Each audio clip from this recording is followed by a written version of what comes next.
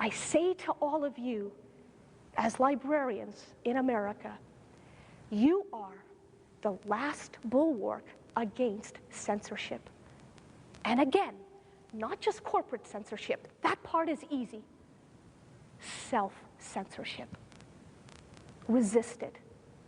Resist it in yourselves. Resist it in the young minds whom you help shape.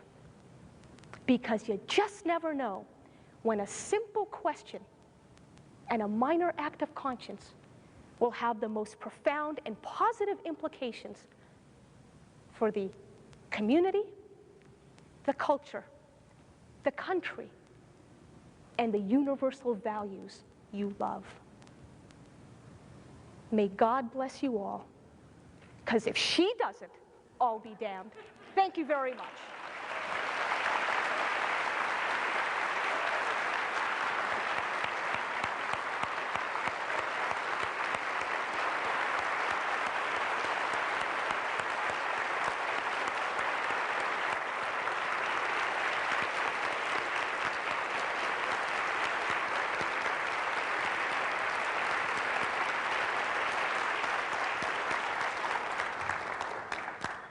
And thank you to our signers. This was not an easy one.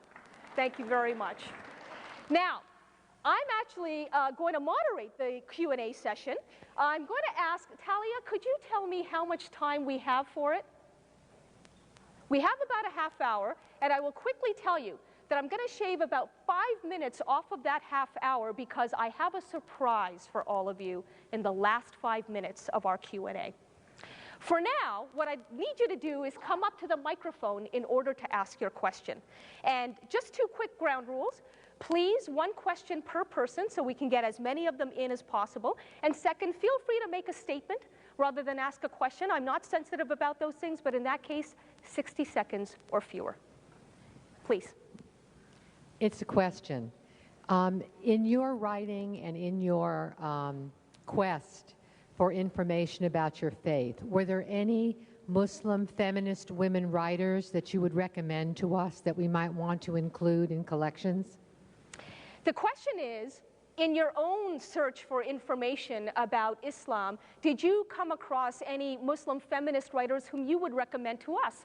The short answer is yes, and in fact, at the back of my book, I have a comprehensive recommended readings list, which, by the way, includes not just Muslim feminists, but also anti-feminists. In other words, I love diversity enough to also embrace pluralism of ideas. And just because I agree with something doesn't mean that that's the only reason it's worth reading. I will also consider something I disagree with as worth reading precisely because it makes me think. So by all means, do go to the recommended readings list.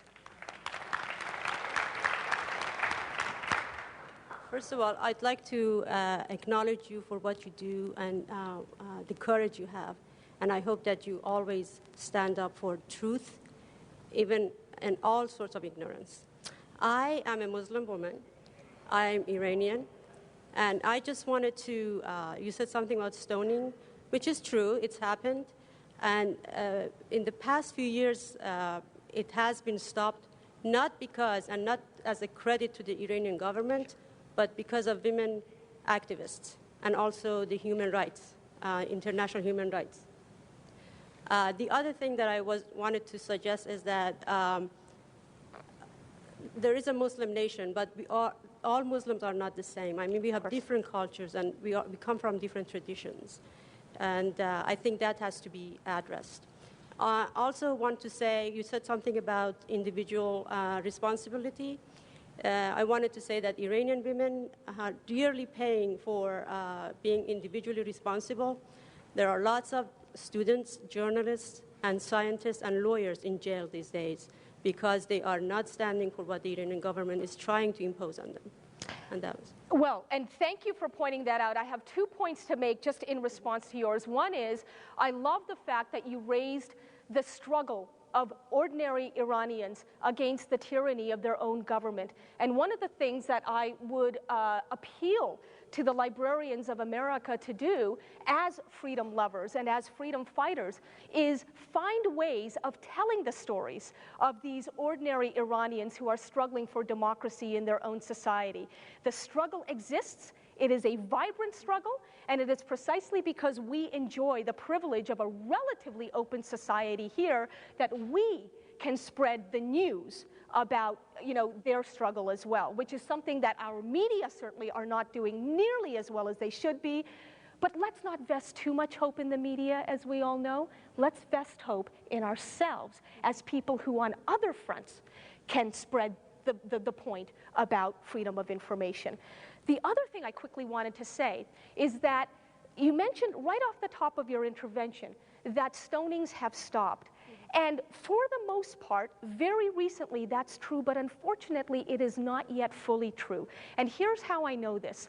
A couple of years ago, I was at the World Economic Forum, and during a plenary session about Islam and modernity, one of the panelists, who at that time was a female vice president of Iran, a woman by the name of Masuma Ebtekar, took a question from me, to her eternal regret, I think. I said to her, how do you reconcile your vaunted Islamic values with the fact that women are still being stoned? And she said, this is merely Western propaganda. At which point, member of the Western conspiracy, the CNN journalist on the panel moderating it,